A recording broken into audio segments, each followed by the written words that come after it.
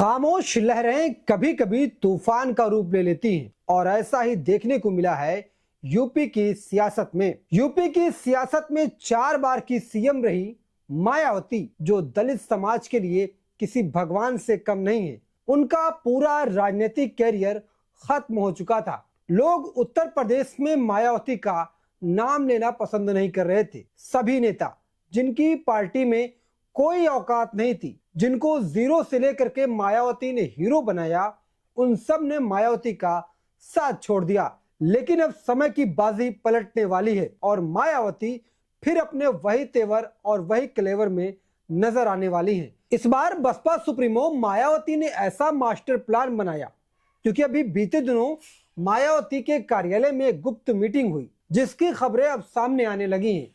और उस मीटिंग में ऐसा कुछ हुआ जिसने ये साफ संदेश दिया है कि अब यूपी की सियासत में कुछ बड़ा होने वाला है। मस्त चाल में हाथी चलता हुआ दिखाई देगा और यूपी की सिंहासन पर बैठा हुआ नजर आएगा। ये बात बड़े बड़े राजनीतिक पंडित कह रहे हैं। राजनीतिक पंडितों का दावा है कि मायावती इस बार उत्तर प्रदेश की सीएम बनने वाली है।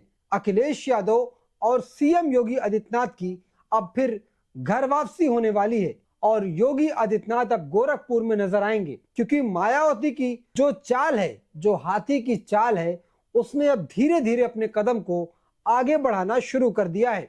जैसा कि हर कोई जानता है कि अब सियासत का रंग रूप बदल चुका है। आज की जनता, आज का युवा कुछ युवा चेहरों को मांग रहा है और मायावती ने भी ऐसा ही प्लान बना लिया है। अभी तक आपने मायावती के भतीजे आकाश आनंद का तेवर देखा होगा, उनकी सियासत की बात सुनी होगी, लेकिन अब फुल फ्रेम में मायावती की जगह आकाश आनंद को मायावती ने पूरी दुनिया के सामने पेश कर दिया है। जो काम मायावती चुनाव आने से पहले करती थी, अब वही काम आकाश आनंद करते हुए दिखाई देंगे। यानी कुल मिलाकर के एक शब्द में कहा जाए तो अगला सीएम आकाश आनंद होंगे। इस बात का मायावती ने अब खुलकर सबूत दे दिया है। बसपा सुप्रीमो मायावती को लग रहा है कि आकाश आनंद जो बसपा के लिए एक मुख्य चेहरा बनकर अगर सामने आएंगे तो युवा, जो दलित युवा है, जो पिछड़ा युवा है और मुसलमान युवा, सब मिलकर के जो एक युवा को समझ करके आकाश आनंद को अगला सीएम बनाने के लिए पूरी कोशिश करेंगे। इस वजह से मायावती की मीटिंग में यह तय हुआ कि आकाश आनंद उत्तर प्रदेश की सभी विधानसभा में जाकर के जनसभा करेंगे, रोड शो करेंगे। आकाश आनंद जनसभा, रोड शो तक सीमित नहीं रहेंगे, बल्कि दलितों की झोपड़ी में जाकर के बैठेंगे, खाना पीना खाएंगे। आपको याद होगा कि राहुल गांधी जब चुनाव में नए नए आए थे, यानी राजनीति में जब राहुल गांधी ने कदम रखा था, तो उन्होंने खाट सभा का आयोजन किया था। वो जनता को बताना चाहते थे कि कांग्रेस का युवराज जैसा पेश किया जा रहा है वैसा बिल्कुल नहीं है, बल्कि लोगों को जोड़कर और भारत की जो गरीब तबका है, जो भारत के निचला तबका है, उससे मिलकर के राहुल गांधी अपने आप को जोड़ने में कामयाब हुए। अब उसी रास्ते पर मायावती ने आकाश आनंद को कर दिया है। आकाश आनंद की 403 विधानसभा में जनसंपर्क होगा, रैली होगी और वहां पर रुकने का कार्यक्रम होगा। एक विधानसभा में लगभग या एक जिले में आकाश आनंद 2 दिन रुकेंगे। उस 2 दिन में आकाश आनंद को किसी गरीब के यहाँ रहना होगा और उनकी समस्याओं को सुनना होगा, समझना होगा और आगे की रणनीति को तय करना होगा। इससे मायावती अपनी पार्टी में जान डालने का काम करेंगी और मायावती का ये मास्टर प्लान, जो राजनीतिक पंडित सोचते हैं, वो बहुत कारगर साबित होने वाला है। क्योंकि फिर से मायावती सोशल मीडिया पे भरोसा ना करके अपनी उस जमीनी रणनीति को तैयार करने में लगी हुई हैं, जिसके दम पर वो 4 बार उत्तर प्रदेश की सीएम रही और उनके शासनकाल की दुहाई आज भी लोग देते हैं। तो बसपा सुप्रीमो मायावती का ये मास्टर प्लान वैसे आपको क्या लग रहा है? क्या कारगर साबित होगा?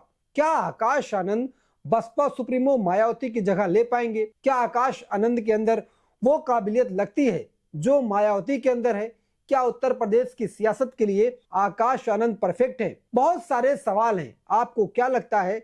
हमें कमेंट करके जरूर बताइएगा। ये ढेर सारे सवाल तो दोस्तों खड़े हो रहे हैं, लेकिन इस बीच सबसे ज्यादा चर्चा है मायावती और ओवैसी के गठबंधन की। दरअसल राजनीतिक गलियारों में इस बात की चर्चा हो रही है कि उत्तर प्रदेश का जो वोटर है वो हमेशा जाति को देख करके वोट करता है और सबसे ज्यादा दलित और मुस्लिम वोट उत्तर प्रदेश में पाए जाते हैं। और इसी गठबंधन को देखते हुए, जैसा कि ओवैसी के तेवर को हर कोई जानता है, ओवैसी की भाषा को हर कोई जानता है, जैसा भाजपा के अंदर अपना एक गट्स है, गुण है कि अपने हिंदू वोटरों को इकट्ठा कर लेती है, वैसे ओवैसी को भी अब मुसलमानों का बड़ा लीडर मान लिया गया है। क्योंकि महाराष्ट्र का जो मेयर का चुनाव हुआ उसमें नतीजा जब सामने आया तो ओवैसी की पार्टी बड़ी पार्टी बनकर सामने आई, जिससे यह साफ संदेश गया कि ओवैसी अब छोटे नेता नहीं रहे बल्कि मुसलमानों के बड़े नेता बन चुके हैं।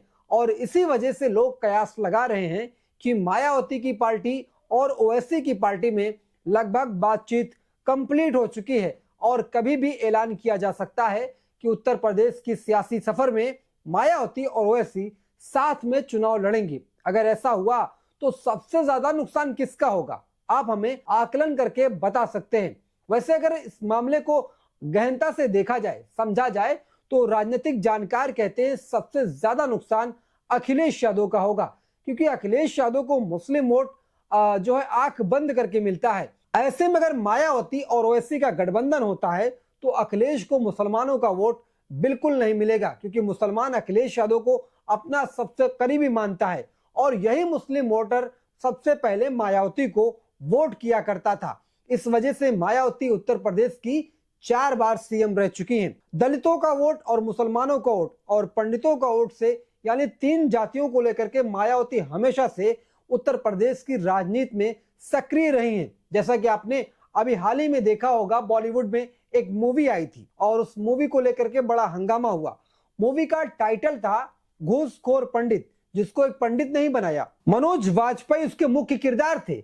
जैसे ही ये बात मायावती तक पहुंची, मायावती ने बवाल खड़ा कर दिया और कहा कि यह ब्राह्मण समाज के लिए नकारात्मक सोच को दर्शाने वाली मूवी है, इसलिए ऐसी मूवी को रोक दिया जाना चाहिए। मायावती ये बताने की कोशिश कर रही थी कि हम ब्राह्मण समाज के साथ हैं, क्योंकि हमेशा मायावती ब्राह्मण और मुसलमान और दलितों के इर्द गिर्द उनकी राजनीति घूमती रही है। इस वजह से कहा जा रहा है कि उत्तर प्रदेश की सियासत में अगर आपको शिखर पर बैठना है या राजनीति करनी है तो आपको इन 3 जातियों को लेकर के जरूर चलना पड़ेगा। वैसे आपको क्या लग रहा है, क्या मायावती आकाश आनंद को आगे करके ओवैसी का गठबंधन करके इन तीनों बिरादरी का वोट, इन तीनों जातियों का वोट लेकर के उत्तर प्रदेश की सियासत में एक बार फिर हाथी का परचम लहरा पाएंगी या नहीं? क्या हाथी सवारी कर पाएगी या नहीं? क्या हाथी साइकिल से तेज दौड़ पाएगी या कमल के फूल को गर्दे में उड़ा देगी? आपको क्या लगता है? कमेंट करके हमें जरूर बताइएगा।